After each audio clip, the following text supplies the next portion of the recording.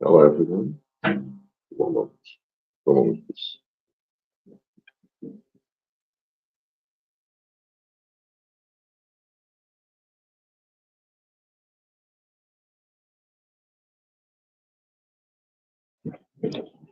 Hold on.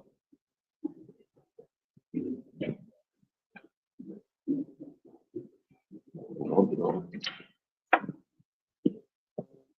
Okay. Thank you all for being here. It's me, Ari Dossel from Rashid. I'm your anthropologist and sociologist. Again, hit the like button, share this live stream, subscribe to the channel, become a member of the channel. Don't forget, you can donate in the links below. Thank you. Thank you very much for being here.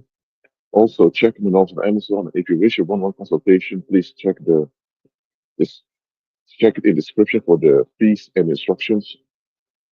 And above all, I want you to listen, participate in the live chats, learn, and put in practice everything I'm teaching right now. I see defines Dean Muir over there, Grand Rising, and Rising over there. For those that don't understand Grand Rising, it's a third way of saying good morning, because let's say the word morning has two meanings in English. So some people prefer to say Grand Rising, okay? Anyways, morning for me indeed. It may be evening for you guys, depending on where you are. By the way, can you hear me clearly? Let me know in the live chat, please. Let me know if you can hear me clearly.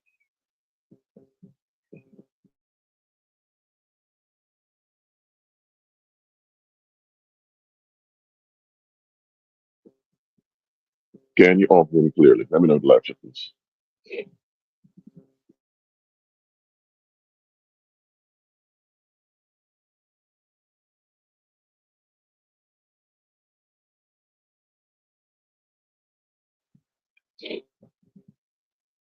All right. So you may, I need to stand beneath some street light for you to see me clearly, but anyway. All right. I'm going to give you a small parable, and I want you to listen to the following story because I'm going to ask a question afterwards about it. Okay, it goes like this. Okay, you have a woman, Mary. Mary worked at a bank from age 19 till, let's say, age 25. She worked at a bank. At a bank, she even became a manager for 2 years.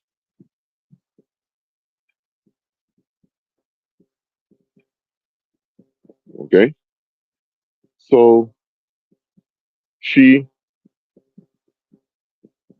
yeah, she was a manager for 2 years, and then she shifted to another job. And this was an investment bank. It was not a regular bank, but an investment bank that she worked at. Now, the change from a common bank to an investment bank was not that enormous, but things were a bit different. Now, she used to be a manager at a regular bank. She now became an assistant manager at an investment bank. So not the full manager, but an assistant manager. And at her new job, she was now age 30. She's been working there for 5 years now. At her new job, eventually, her colleagues had enough of her. Her colleagues even requested her to be fired, or some colleagues even told the management that if she wouldn't leave, they would leave. It was a huge clash between her and her colleagues at her second job. Now, her first long term job, work at the bank where she was became a manager, went very well. But here's the thing, she started that job. She ended up working there for 6 years. She started that job during the Obama era, when Obama was the president of the United States. And during the time of Obama, there were certain political agendas that were quite popular. And she was able to get that job, though, to one of these political agendas. Now, when she when she had an other when she switched to other job, Obama was not in office anymore. It was Trump that was in office. Then Biden came into office. So, okay, let's go through it again. 11 years ago, she's 30 now, 11 years back, she got a job when Obama was still in office because there were some liberal agendas that were in place. So people were okay with it back then. But this woman now that were raised in the Obama era now had to learn to live under other presidencies. What she didn't realize was that a lot of things changed in the world. Think about the pandemic happened in 2020, and that caused a lot of change. And the war Ukraine beginning and all that. So this Mary now having problems with the current job. What do you think the cause for problems are? Let me know in the live chat. Let me know. Hold on.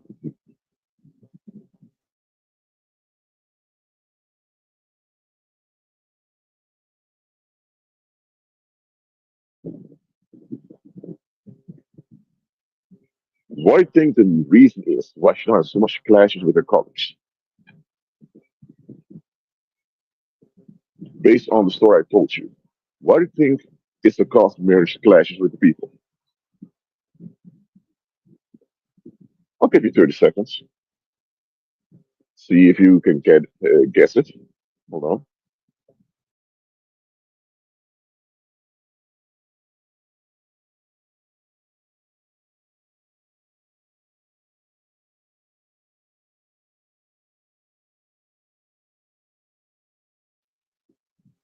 No.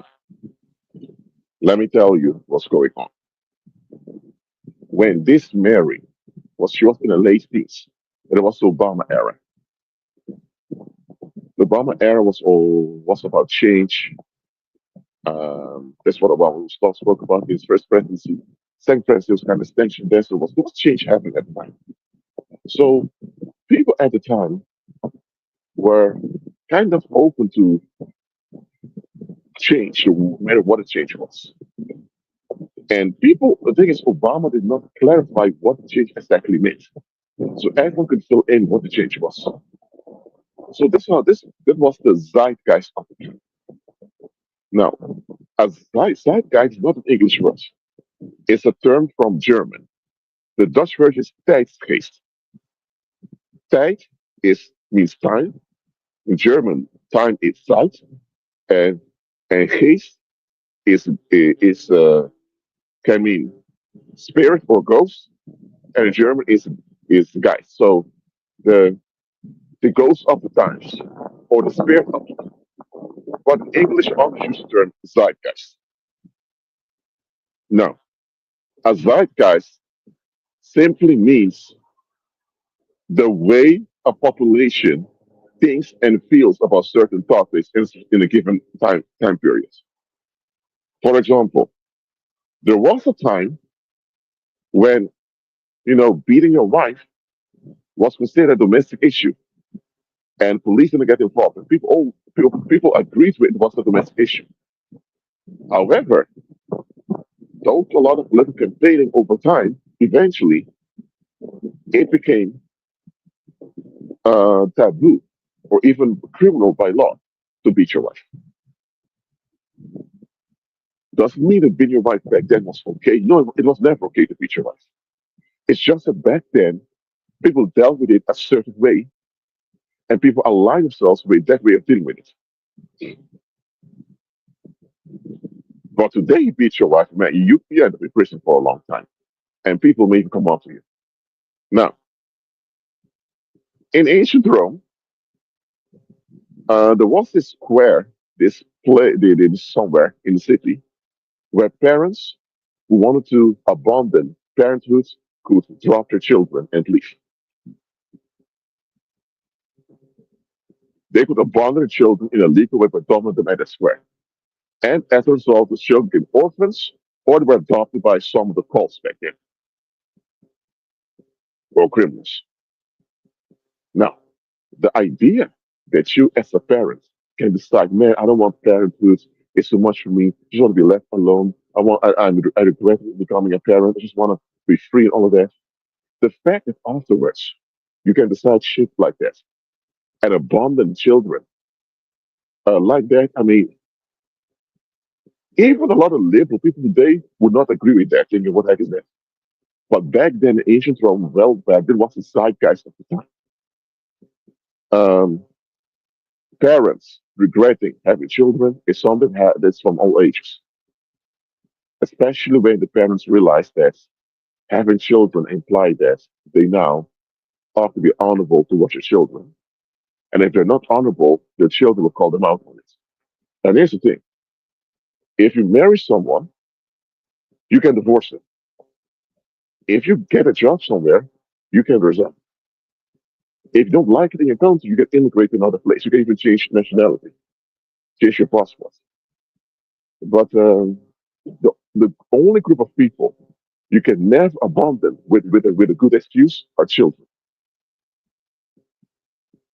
So two things can happen. Either um, people begin to abandon their children chaotically, if problems over the community, or people stay in the parent role and they begin to take out their anger, frustration on the children, blame the children for how their life turned out, which is quite pathetic, by the way. Or you give them an outlet you give a legal excuse to abandon their children so that those who want to do it can do it without feeling guilty about it because the community condones them. The community not only condones, the community puts up with them doing it. And that was being done there, but this was being done back then in ancient Rome. Today, the whole idea of parents abandoning the children because they want to escape, even many liberal people or libertarians would say, hell no, you're gonna do this. But just to tell you, the zeitgeist means how people think and feel about a certain topic in a given era. The zeitgeist is similar to fashion and fads. Okay, for example, um, you can have a hype in a community, and that's here today, gone tomorrow. I remember somewhere in the 2000, I'm not sure it was 2005, 6 or 7. I don't exactly the year, but somewhere in the 2000s, somewhere I believe in the middle of 2000s, there was this hype with jump style. It's a type of style of dance where you're jumping all the time. It was quite popular. A lot of the youth were doing it. You could go outside and see teenagers doing jump style. And at the time, you didn't really have advanced smartphones like we have now on the market, but you did have MP3 players. So you had young teenagers walking around with speakers plugged into their either their Discman or MP3 player, and they would play that exciting music, and they'd be jumping all around all the time. So that was going on back then. Now, a few years later, the old hype of jump style kind of faded away. So if you want to do, well, those are ducks by the way nearby, but if you want to do a jump style competition, for example, the best time that you could have done it was somewhere in the mid 2000s, in that decade. Once 2010s began, it kind of faded away already. You can still do a jump style competition right now, but you may get people where they're, let's say, 20s or 30s or older, with either childhood memories or memories from their teenage years where they love to do jump style. They have a familiarity with it. But the teenagers of now, um, they, yeah, I mean, they may know what it is, but it's not something from their time. If you follow me. Again, in politics, in the 1980s, 1990s, till around 2009-ish or 2010, there was this way of thinking called multiculturalism. Now, not everyone agrees with this, absolutely not. But it was the established norm that societies had to be multicultural, embracing various cultures and connect to differences. There were programs by the government for this. If you had want to start a business, depending which country you were in, of course, but especially in the Western world, there were programs for business owners or people who were startups, and they could use these diversity programs in order to launch a business. They had funds for it, and you also had a lot of academia that aligns us with it. But slowly over time, when all the problems of this multiculturalism were exposed, and I still remember, it was on TV. It was breaking news. Angela Merkel, a previous chancellor of Germany, chancellor is similar to what we call a prime minister, but the previous chancellor of Germany, she said in German on national TV that the multicultural society fails. And since then, more and more people began to openly criticize multiculturalism. So that continued, but still, multiculturalism was still seen as, well, this is the way to go. Up until 2014, when you had this refugee crisis caused by the civil war in Syria. After that, people barely talk about multiculturalism anymore. Why? Because there were clashes between various ethnic groups in various societies. And the whole idea of, oh, just need to connect one another, embrace each other's differences, went out of the window. Now, there are still people who are hardcore multiculturalists because that's how they were raised by their parents. Their parents were multiculturalists. Their childhood memories are rooted in multiculturalism. So they're still diehard multiculturalists, but that's because they're not letting go of it. Many of the young people today are kind of leaning towards either right wing or towards center right, whatever. So if in the 1990s or early 2000s you were talking about, oh, embrace different cultures in a country, welcome all these migrants, let's build a beautiful society together, guess what? People would have clapped for you, maybe give you a standing ovation at a time. But right now, if you even talk like that, there will be some left wing groups like you that will clap for you, but it's going to be a lot of people either frowning at you out of skepticism or they will just flat out attack you for it. Right? The zeitgeist has changed. For example, what's the difference between, let's say, fashion, trends, and zeitgeist? First of all, fashion trends has to do with fashion apparel, and trends or fads have to do with, um, leisure activities that people are into at a given time. If last winter it was in fashion to wear short trousers, guess what? If you wanted to make profit for your business, you had to sell short trousers back then. Let's say that right now, the whole idea of wearing short trousers, people kind of over it. And now you want to sell a lot of short trousers. You're not going to sell much anymore. Why? Because the trend has passed. The fad faded away. Okay? Do you guys understand what I said here? Let me know in the live chat. Let me know. Let me repeat. If if now there's a trend, for example, you have to wear short trousers, and you see all these fashion designers making design short trousers, guess what? A lot of people are going to buy short trousers.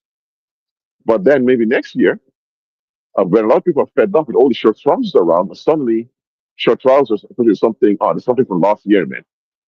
So if you are an entrepreneur, you'll make a lot of cash. Right now, there are a lot of people are into short trousers. You need to jump into it and make a lot of short trousers or sell a lot of them. You're guaranteed to make a lot of cash because a lot of people are into short trousers. But once the fad faded away or the fashion trend changes, guess what? You may have all the short trousers over there, but you can't sell any of them. So it's not work with facts or with fashion trends. Zeitgeist is more about the philosophical way people view life in a given time. Now, fashion trends change every year. Facts may last 1, 2, or maybe 3 years. A zeitgeist is more something of a generation, like around 20 years. Sometimes shorter, sometimes a bit longer. So remember what I said, that there was a time that beating your wife was considered a private matter, police would get involved, and like that. Now, do that, you're in trouble. Now look, a zeitgeist can last more than one generation. A zeitgeist or way of thinking, feeling also can become part of the culture. And sometimes it becomes part of the legislation. For example, think about things like slavery. There was a time that owning another human being as your property was considered as something completely normal, if you could afford it. People may have had issues with it, but and most people didn't want to end up that way. But people thought, well, just the way society works. If everyone has financial rights, it's going to be too much competition around. So to limit competition, some human beings have to be owned by others. That was the idea behind slavery. That if everyone has financial rights, you're going to have a lot of financial competition and a lot of violence as a result. So to limit violence, we are going to organize violence in such a way that some human beings are possessed by other human beings. Now, eventually, slavery became a racial thing by under the Dutch Empire, used the swamp monster ideology. Nigger comes from nikker or necker, which were swamp monsters that the ancient Dutch people worshipped. And at the time, in the colonial time, they still worship swamp monsters. So when they began to call the people from Africa and people from Americas were Dutch and swamp monsters, they kind of changed slavery from just comparing financial rights to you being less than a human being. And that's why the slaves, transatlantic slave trade were not allowed to even regional rights often. So you were not, because slaves throughout history were part of the community still, just didn't have any financial rights. But the slavery that the Dutch Empire enforced, and later others adopt also, concerning people from West Africa and the Americas, was that you're not even fully human. And this type of slavery, oh my gosh, it backfired so much that eventually slavery was abolished worldwide, enforced by the British Empire. So now, if you come up with the idea that it's okay to possess non-human being, even a lot of these racist, hardcore racist people look at you and think, what? So the zeitgeist of previous centuries is totally gone now. It was even in the legislation that you could own slaves. But now, even legislation changed. It's against the law not to own slaves. Why? Because the zeitgeist changed so much that so many people are not comfortable with the idea of slavery that eventually they put it in the laws now that you can't own slaves. Okay? So again, the zeitgeist again is a way of thinking and feeling of a group of people about a topic in a given time. Now that we understand what a zeitgeist is, I want you to think about the following. If you have a social movement, let's say, I don't care whether it's a move, a nationalist movement, a feminist movement, or a civil rights movement. Let's say start just a movement. Just people come together because they want to make effort for a cause. What is what is the main factor that will determine whether it succeeds or not? So I would say the funding. If your movement has rallies funding, well, if you with funding, you can organize rallies. You can even buy airtime on TV. You can put campaigns out there that try to move your movement. But funding matters indeed. Without funding, starting a movement is quite difficult. Even a lot of people agree with it. Because eventually there should be a cash flow to finance the movement. Absolutely. But cash is not the only thing that determines whether the movement succeeds or not. Some would say, well, the amount of people. Well, guess what? There are small movements that get a lot of have a lot of impact, and you have big movements that don't get anywhere. So it's not just the amount of people. It's though the more people that are part of the movement, the more pressure they can put on politics, economics, finance, all of that. That's true. Now, some say, well, the structure is organized or not. Now, a movement that's well organized, well, that's a good thing, but if it's too organized, it becomes a cult, and that becomes dangerous. So organization also is not the main thing. So what is the main thing that determines whether a movement succeeds or not? The zeitgeist. What is the zeitgeist at the moment the movement started? Now, location also matters, of course. If you want to start a movement for women's rights, but you're in a country where women's rights, the old such rules are forbidden by law, because you live under the ox, whatever, guess what? It's not going it's not going to, it may work, but it's going to be quite dangerous. But anyway, apart from the political climate, you look at the zeitgeist. If you start a movement and your movement is in harmony with the frustrations of the time, you're going to succeed. Think about Donald Trump with MAGA, Make America Great Again. When the idea of Make America Great Again didn't come from Donald Trump, it existed already. But Trump, he actually established a whole movement about Make America Great Again. When did Trump start this movement? During the Obama era, when during the second presidency of Barack Obama, when a lot of people were dissatisfied with the Democratic Party and also with the foreign policy of the United States. A lot of people fed up with it. Worldwide, there were millions of people fed up with the foreign policy of the United States. And even within the United States, there were so many people fed up with the politics of the Democrats. There are also many scandals coming out about from the Democrats and all of this. And because people didn't want to deal with all these scandals, nor with all the dysfunction that came from the the policies of the Democrats, they wanted something different. They wanted to escape from the scandals and the dysfunction. So when this man, Donald Trump, showed up, he's as a billionaire, businessman, claiming to be an independent, not part of the system, people thought, no, he's independent, so okay, something new, let's give it a try. And that's why MAGA succeed, succeeded. And mind you, he never clarified what a great America would look like. Make America great again. That statement tells you America declines. Because that means America was great at some point, but then it declines. That's why you want to make it great again.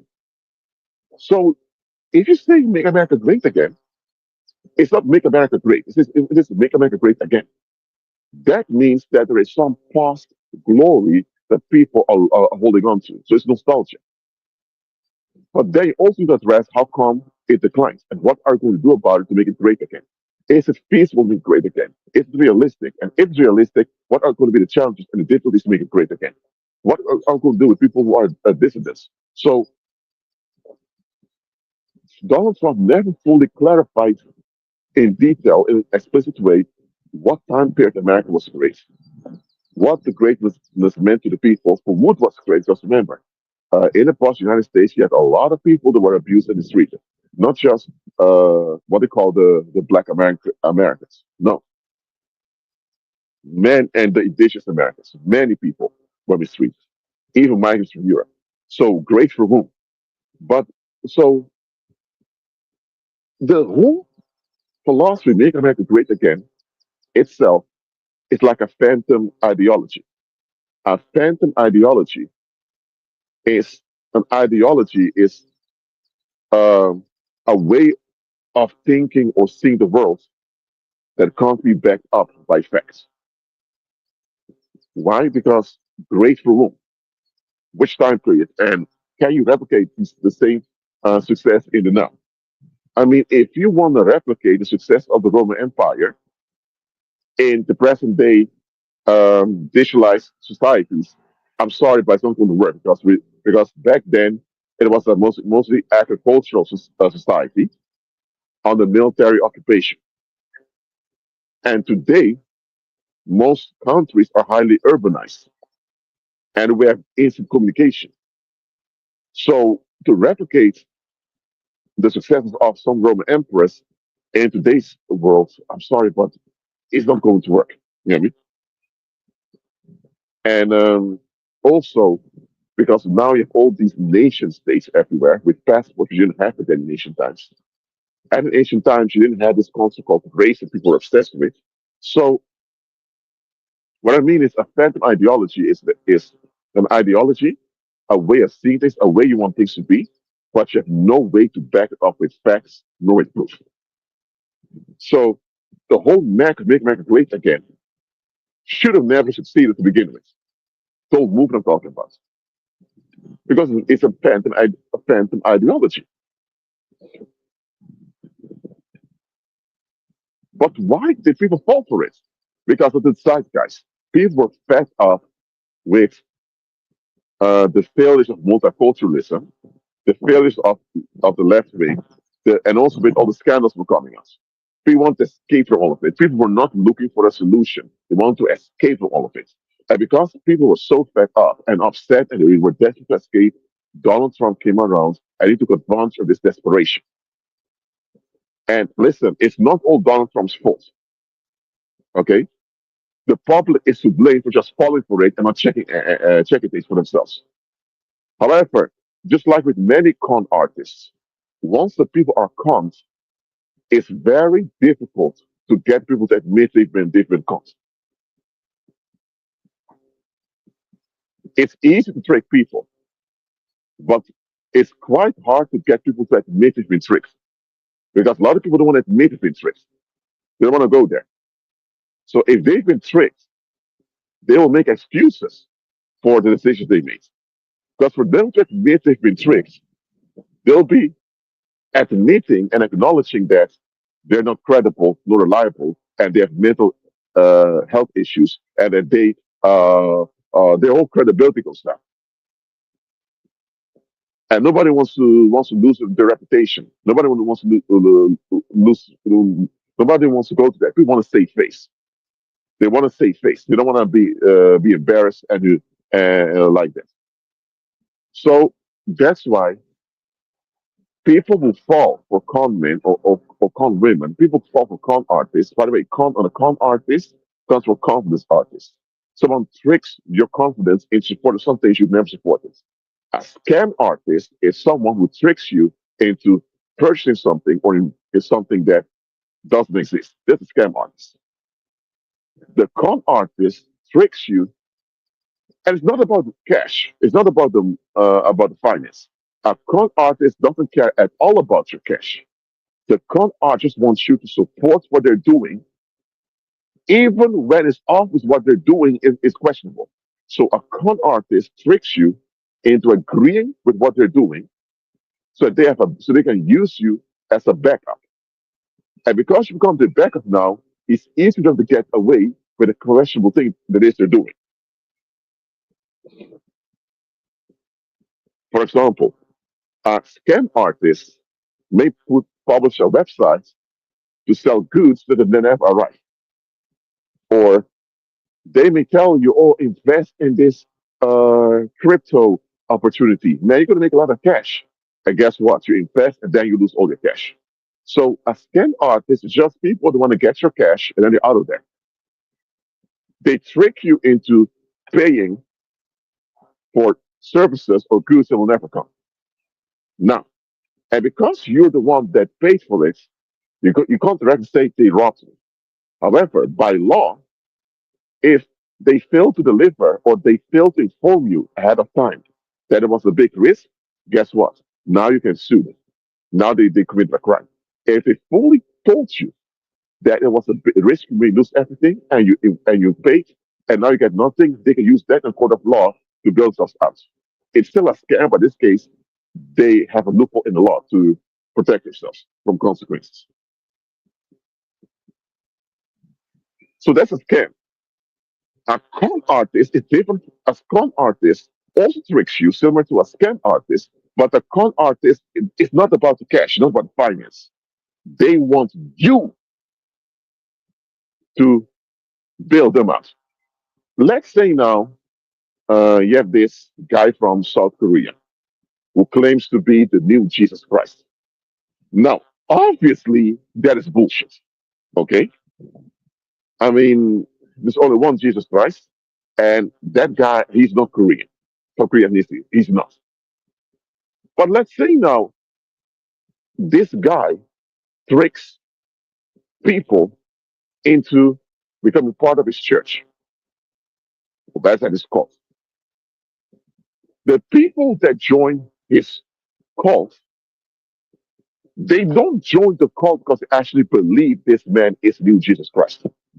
Because even they intellectually know this man is not God. Okay? He's not the Messiah. They join because there's something in their lives they don't want to face. There's something in their lives they want to get away from. There's something there's something they need to address in their lives, and it requires a solution.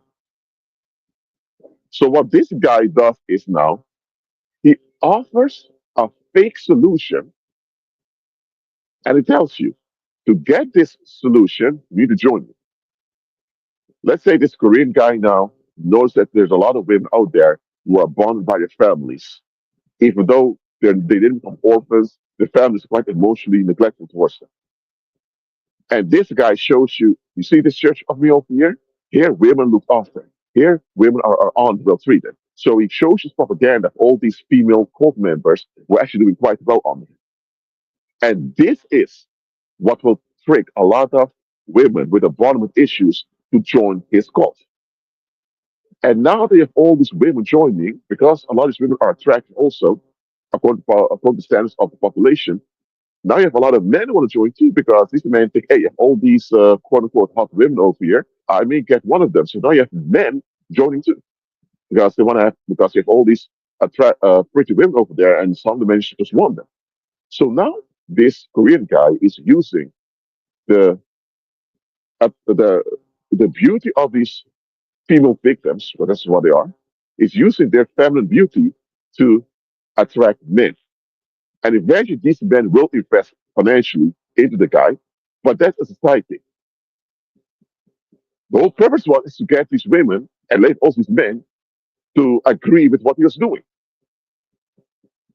So now that people join his cause, they're part of what he's doing, they invest in it. And why they invested? Well, the women likely are there because they expect some family structure that looks after them. And a lot of the men are there because they were unsuccessful in finding a mate, so they hope to find a wife over there. So they all have their personal reasons why they're there. So the solution this guy offered was a false solution, but you fell for it because it was something in your life that was not addressed properly. And because now you became his followers, now because he has backing, so now the police and the courthouse are cautious going after him. There's one thing you need to understand here. Just because there's a law in a country doesn't automatically mean the laws of life. Okay, it's against the law to do shoplifting.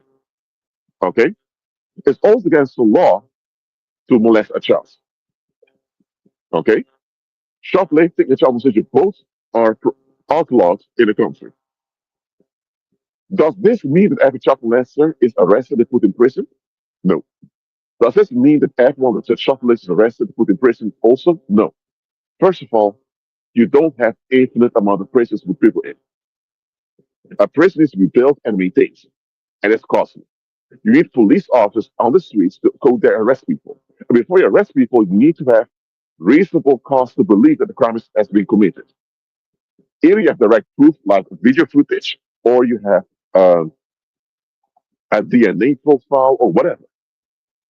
So, first of all, it could be that shoplifting is the norm in an area. And the reason it's the norm because they don't have enough police officers to arrest all the people. Or it could be that the courthouses are so occupied with other type of crimes. So just because something is a law and it's in place, doesn't automatically mean the law applies. Because the legal system, the criminal justice system doesn't have all the resources to catch every offender and to trial every case. They don't. And there's another thing. Apart from capacity of the police and the courthouse, if someone breaks the law and this individual has public backing, the police and the courthouse they have to fight the public. For example, in some countries, you may have a drug dealer who shot and killed someone, and the police has evidence. They haven't fully proved it yet, but it's reasonable cause that this guy is the killer. Now, the locals in that neighborhood they know very well who did the crime. They know that it's that drug dealer over there that killed the other individual. But if that drug dealer may be connected to some drug cartel, and that drug cartel is providing jobs for the locals over there, and because the drug cartel provides jobs for the people over there, the people are financially dependent on the drug cartel. So the drug cartel opens businesses. Of course, they launder money in these businesses, but nevertheless, the businesses are there, and people do have real jobs to have an income. And because of that, they can pay rent, they can take care of their families. So it's very easy. If the public complies with the police, obeys the law, and helps police to catch the perpetrator, they'll be in conflict with the drug cartel that runs the finances over there, and that will affect them in their daily lives. So do you think people are going to risk that? Because they know if the drug cartel is dismantled, a lot of jobs will disappear, and a lot of people will be in financial difficulty. Will the police officers give them new jobs? Will the judge in the courthouse bring new companies? No. So people are not going to risk a financial disaster for themselves just to just to comply with the law in this case. Because at the end of the day, if they comply with the law and they end up losing in the long run, having no jobs, having a lot of poverty, and people start on the streets, what can the police do? What can the courthouse do? And what can the politician do? You have to do nothing. So in this case, if this drug dealer is associated with a drug cartel that has a backing from the public, guess what? The police may even have proof that this guy is a killer. But the prosecutor will be cautious with issuing arrest warrants. You know why? Because the prosecutor knows if we choose to prosecute this case and arrest this guy, we are going to face retaliation by the public. You are going to have people giving false police testimonies to sabotage a police investigation. And if we send the SWAT team to arrest the guy, the people will be locals fighting with us, and we have a lot of bloodshed. So they know it's going to be a huge fight. That's not even really be worth it. So in this case, the prosecutor may decide not to pay attention to the case and put it aside, or the judge may dismiss the case, and then it becomes a cold case. And maybe a few decades later, it's finally quote unquote solved. Courthouses in the world are not magical organizations that solve crime and solve for problems in life. They're not. You know what I mean?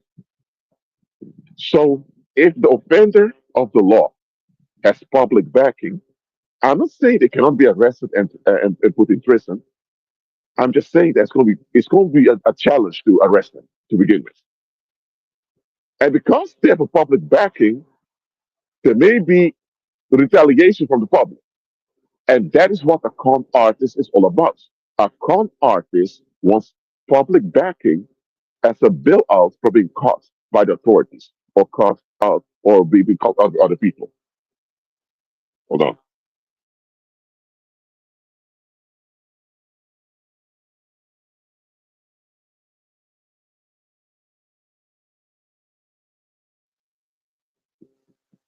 So let's say now you have a church, and the pastor of that church is a predator that's preying on the teenage girls, who are the children of the members of the church. But let's say now this pastor is beloved by the public. He's known as this good man, this family man. If you come out and say, "Oh, this guy is really a molester. He's out for the young girls over there," people tell you, "Hey, stop slandering this man." You're gonna have a lot of people telling you you committed slander. You need to stop. You need to apologize. Even if you show them evidence that this guy's behavior is out of line, because people don't want to face controversy and scandals in the community, they will tell you, "Shut up. They want to hear about it." In this case, even if you've proven that the pastor is a creep and a predator, if people are not willing to deal with the scandal coming out, because remember, if this pastor is indeed a creep that goes after teenage girls, then the question becomes, okay, how the hell was he able to get away with it for so long? That means if he's finally caught and arrested, the whole population there is going to be suspect. They're going to lose credibility. And that's going to affect the rest of their lives too. And people don't want to go through that. So because the pastor is public backing now, you may even show proof that he is a predator, and people still dismiss it. Eventually, they can't dismiss it because it's in people's face. But if you keep exposing it, at some point, people may come after you. Not because you did anything wrong, but because you exposed how because you expose the public of being complicit. And because the public don't want doesn't because the public consists out of people with low self-worth that don't want to be judged for their bad behavior, and they don't have mental breakdowns because of it. Because of that, the real people turn on you, and you become the next victim. Is it clear to you? That's what a confidence artist or a con artist is doing. A con artist is robbing you from a better future. Why? They want you to invest your future in their cause. That's not even the best for you. But by tricking you into investing in what they're doing, they're withholding you from better. That's a con artist. And they know very well what they're doing. So a scam artists are just people desperate for cash, and they either lie to you digitally or they lie to you in person about an opportunity or about the product, get your cash, and you disappear.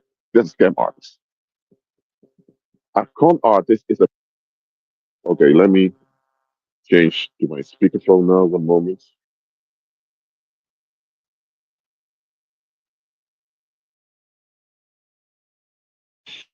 Okay, you should hear me better now. Good. So, a con artist wants you to invest your future in becoming their bailout. But they're not going to tell you that you're becoming their bailout. They're going to present to you the fake solution that they know is not going to work. So the thing is, a con artist, if he does his or her trick well, he can put all the blame on you, and people may even believe him. You know why? Because look, a con artist, if he presents something to you that's too good to be true, and you get along with people and say, what? Okay, let's say a con artist tells you, hey, join my church, man. At my church, everyone loves one another. There are never arguments, and people don't even have sin anymore. People have perfect lives, and you're going to be well off forever. Join my church, you become a millionaire. If a con artist says this, I'm sorry, but no. People are going to say this is a fairy tale. It's too good to be true. That's not how reality works. Okay? If he does, if he says it like this, and there are people going for it, everyone's going to say, dude, what the guy offered you wasn't even real. And the way afterwards you was so ridiculous. How the heck did you get along with this? So what con artists do is they don't openly say. Well, let me say this: what a con artist does is that they present you with a fake solution that obviously cannot work, but they give you some examples, some false examples of how it works. For example, a con artist may tell you, if you join my church, you're going to become a millionaire. I think, really? Yeah, look at that. Look at all the people over here. 10 years ago, this guy was a drug addict. Today, he's a youth pastor earning millions. And then you can verify, indeed, this guy 10 years ago, he had a criminal record, and also he was a drug addict. And now, indeed, he lives in a beautiful neighborhood earning good cash. So it's true that all these other people there earn good cash right now in the millions. That can be a fact. And then the guy tells you, if you join my church, you're going to become just like that. So you now think, all these people who stayed with them for a while are all millionaires right now. And I can verify that they're millionaires. So this little millionaire club of this is real. And that's a fact. What you don't know is that all of it is fake. It is a millionaire club, but it's a fake club. You know what I mean? So it shows you this quote unquote proof of, you know what, my method works. People that joined and followed my method, look, they're all millionaires now. And this is the only proof it's giving you. But then those testimonies of how people joined this program and they all became millionaires, they all have holes in the story. And these holes in the story are on purpose. Let me tell you why. Because if they fully lie to you, tell you, make things up, and then later you join the club and later you don't become a millionaire, you can sue them because they just made things up towards you. But if they show you facts and they withhold key information and the story therefore doesn't add up, and then you join the club and you don't become a millionaire, you invest all your cash and you get nothing back and you want to sue them, now their lawyer will say, but your honor,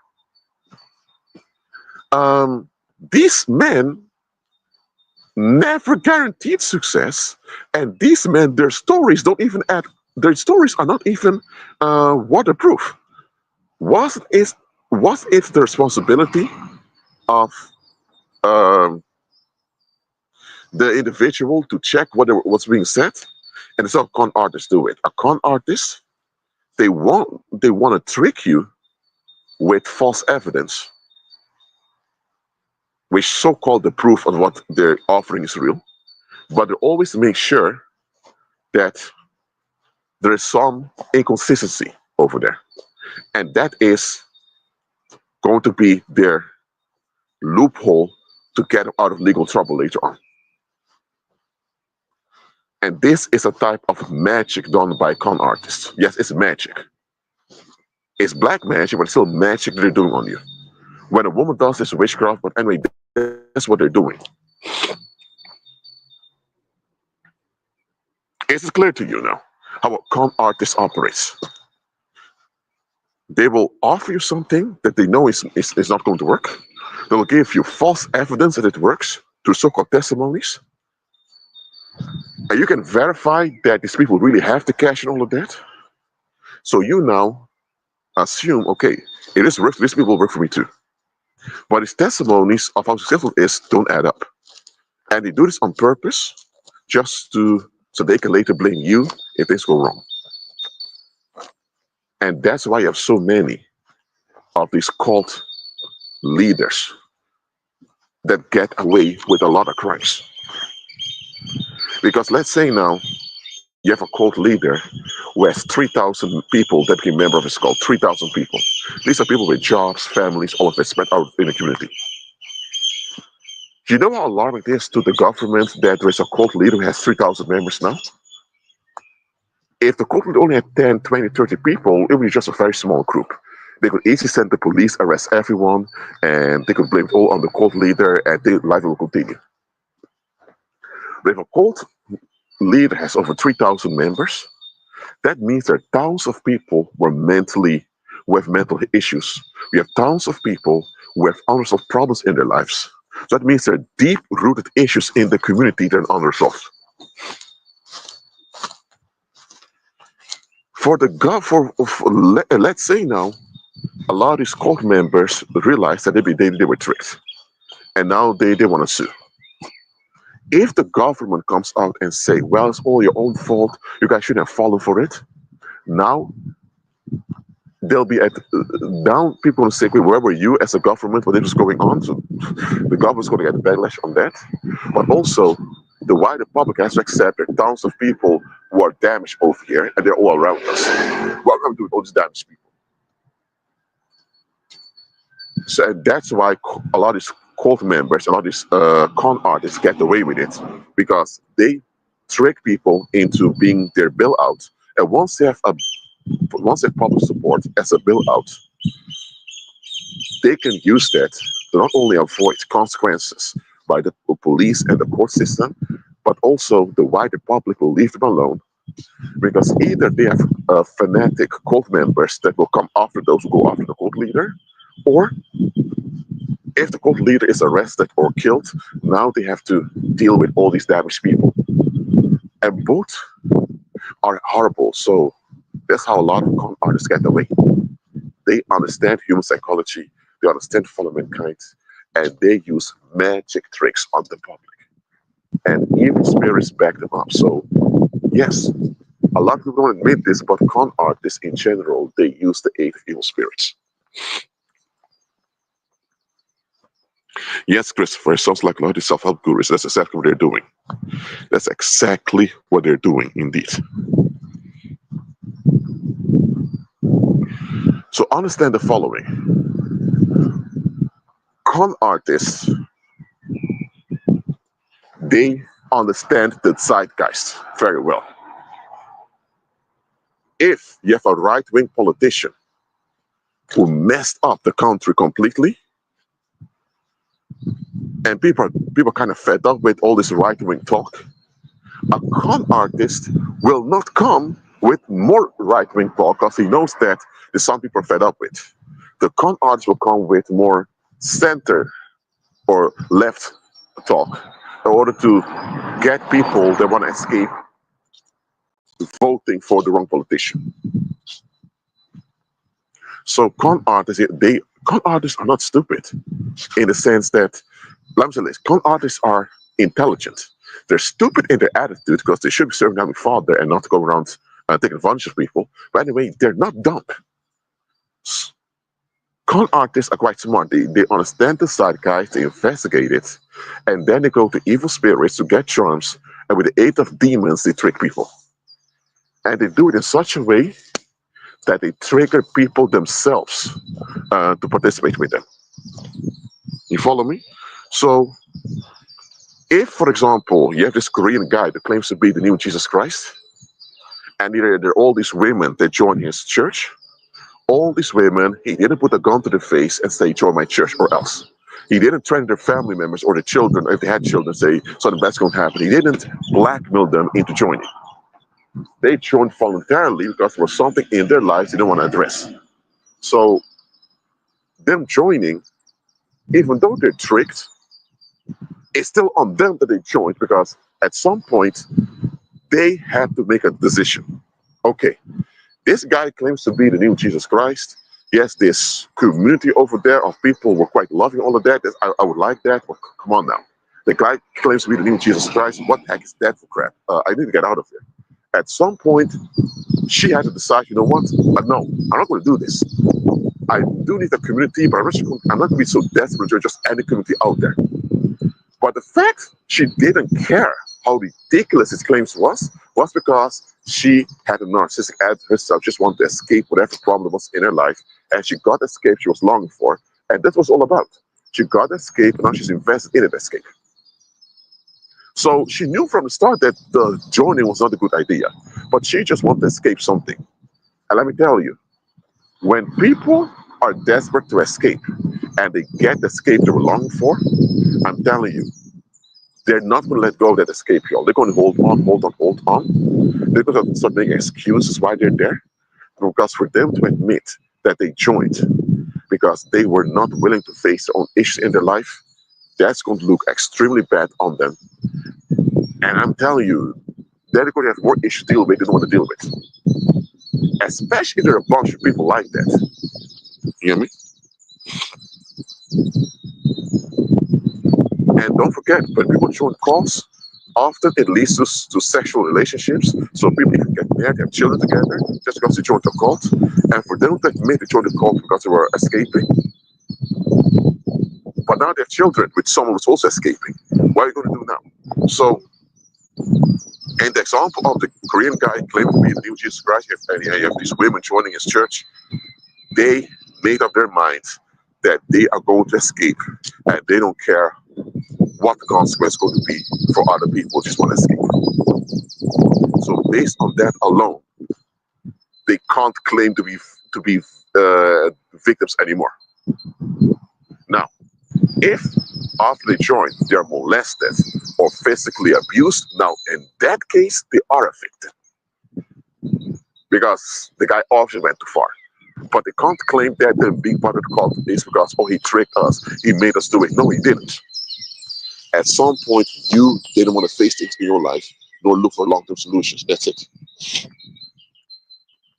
Now, of course, there are weak-minded people who are naive and they're taken advantage of. So there are people that join cults not because they're bad people or because they want to escape. They're very, but because they were just going through a rough time in their life, or they were naive, or they were just taken advantage of mentally. If someone is mentally ill and they, someone is mentally ill cannot make proper decisions. So if people are mentally ill, join a cult, and it's a different case. They want someone who makes up their mind, they want to escape and want to be left alone. You know what I mean? It's a big difference. But those type of people that join cults, those type of people who are truly victims because they were tricked, they exist. But I'm telling you, it's not the majority of people joining cults. The majority of people join cults, you know very well that this thing is crap, but they want to join because of the escape that's offered them. And con artists, they understand this, and that's why they examine the zeitgeist and they act on it. And that's why a lot of these con artists succeed. Because they're well prepared. Not, and listen, a con artist does not need to be someone with a PhD. They don't have to be someone that's educated. A con artist simply has to be well informed about the local community, and based on that alone, they can come up with a con that will work.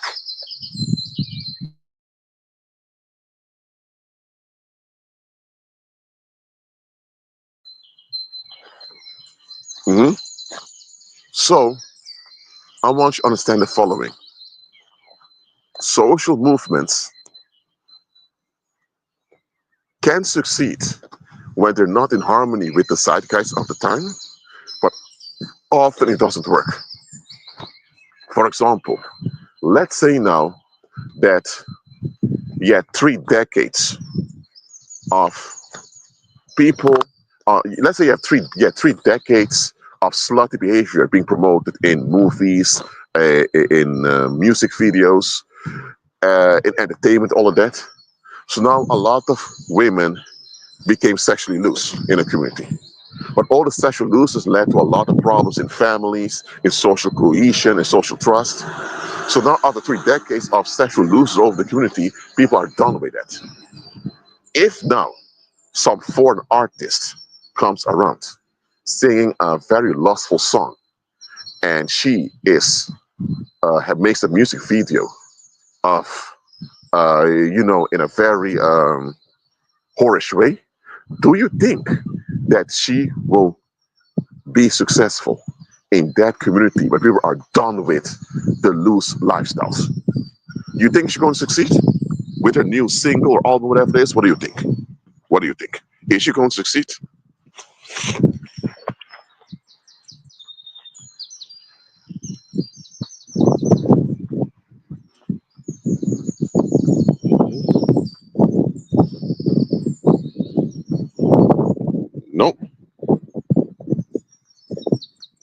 Absolutely not.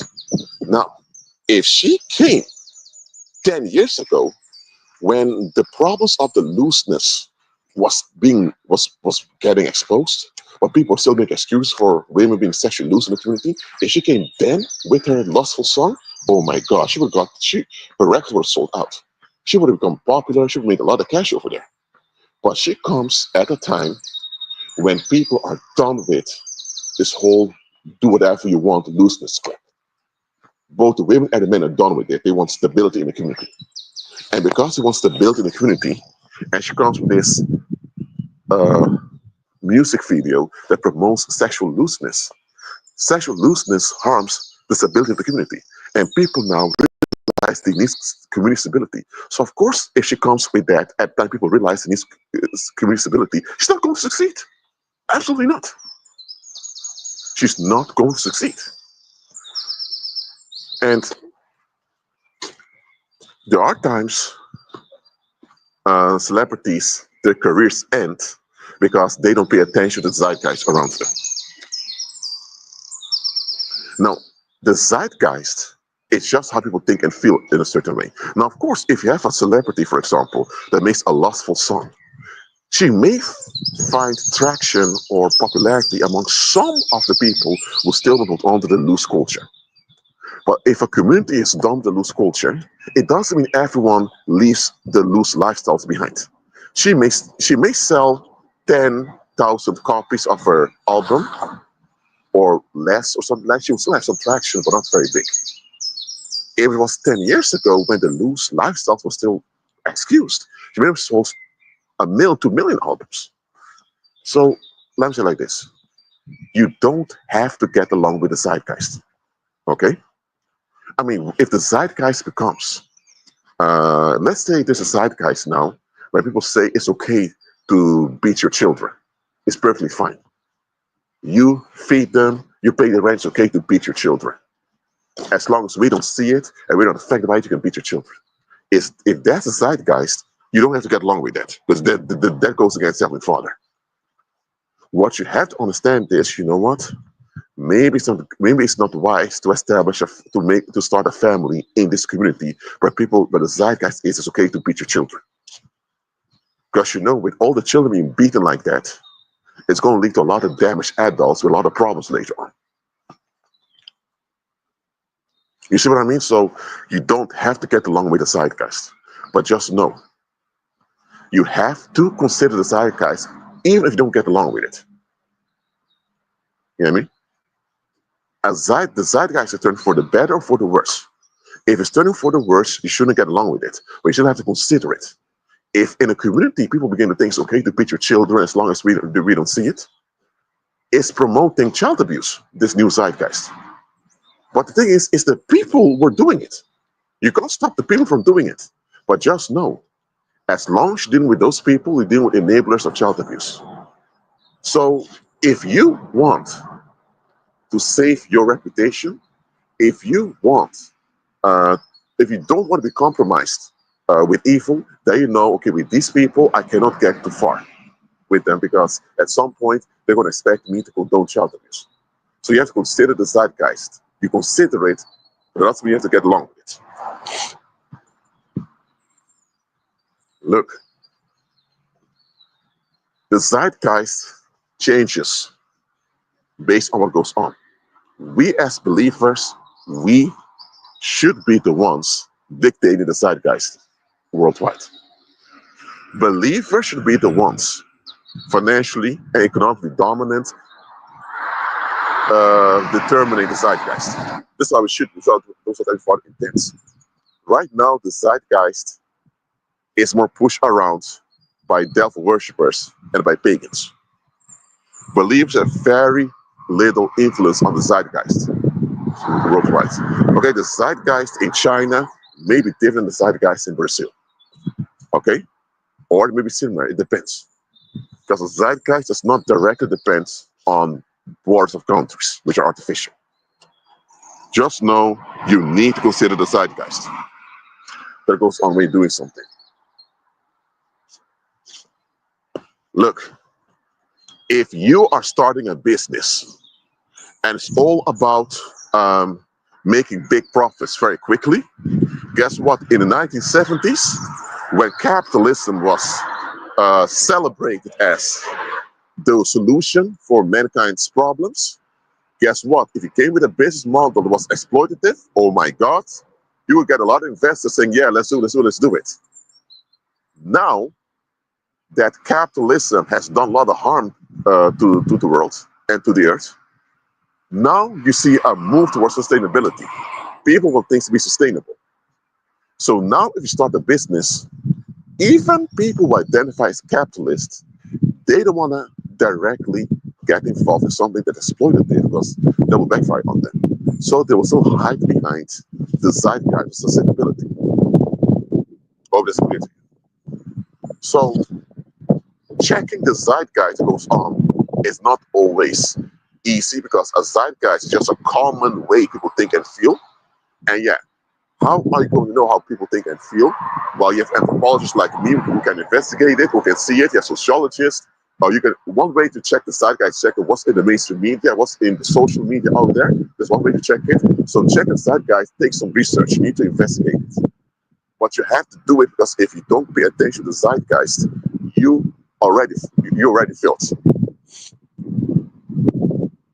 If you're doing something that goes against the zeitgeist, just be prepared for the backlash. Okay?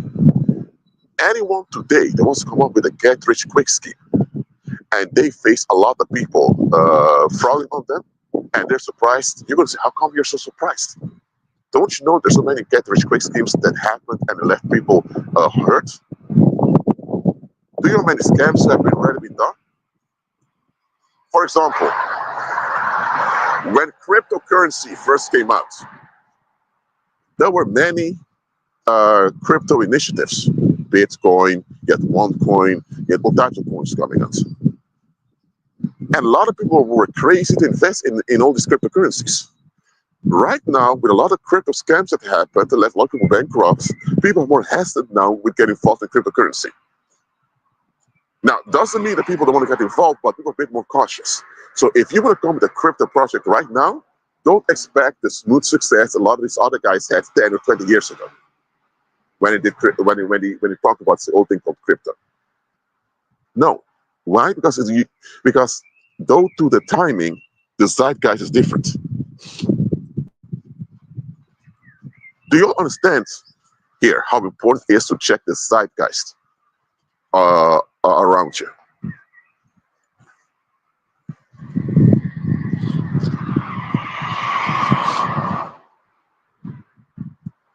If you don't check the zeitgeist around you, you'll end up making mistakes that's going to cost you and other people. Mistakes that cannot be undone. Look, make America great again. Do you guys think that after this presidency of Trump, there's still going to be a mega movement? Well, there's no good or wrong answer for this, but I hope you understand where I'm getting with this. The Make America Great movement, the mega movement, it succeeded because of the zeitgeist on the second presidency of Barack Obama. And it gained momentum again because of Joe Biden's failure in properly withdrawal from Afghanistan. It's then that fuck Joe Biden memes came out, or they changed your Let's Go Brandon and all that. So that also, and also the war in Ukraine, all of that became a second momentum for the MAGA movement. Let me tell you, there will be no third momentum. I'm telling you. Right, listen. Right now, a lot of the MAGA supporters are turning on MAGA and they're leaving the MAGA cause. They're leaving it. So right now, wants to come out and say MAGA, MAGA, wearing the red hat and all of that. I'm sorry, a lot of former MAGA supporters will turn on them and they're not going to be well embraced. If they, in 2015, you became MAGA, or 2017 or 18, oh my God, you got a lot of support, new friends, all of it. Check the zeitgeist, please, before you actually start doing things in life. And you know what? Before you check the zeitgeist, pray about it. The Heavenly Father knows what goes on right now, but also the Heavenly Father knows what's going to happen in the future. Maybe you want to start a business and you yourself are a part of the current zeitgeist. But God knows that 5 years from now, your business will be obsolete because the zeitgeist will change completely.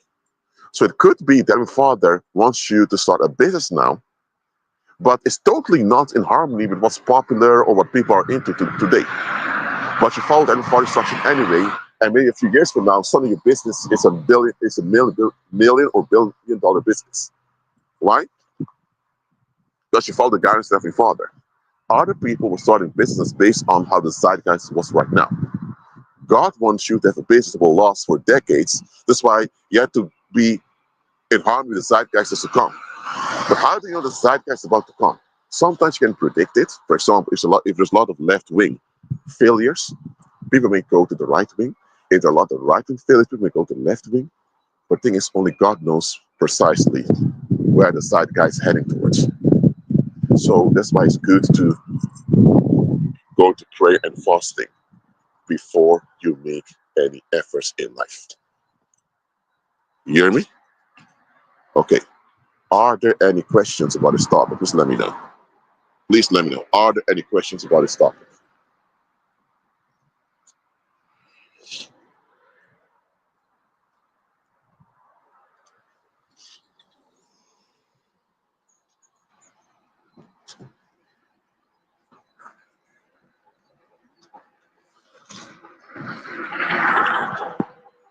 Listen, in the world you have experts who have knowledge, and they based on historical trends, they can predict where the zeitgeist is going. Often, not always, often they're correct.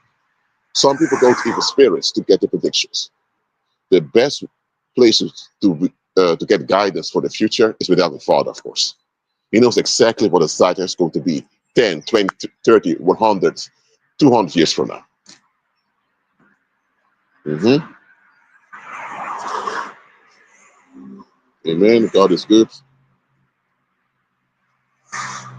So again, trust the Heavenly Father in all you're doing. What's it for now? Keep on agreeing with Christ. About to go back inside and lay down for a little while and check again. Hit like button, subscribe to the channel, become a member of the channel. If you wish a one-on-one consultation, check the instructions in the description below and donate in the links below too. And I'll see you next live stream. God is good.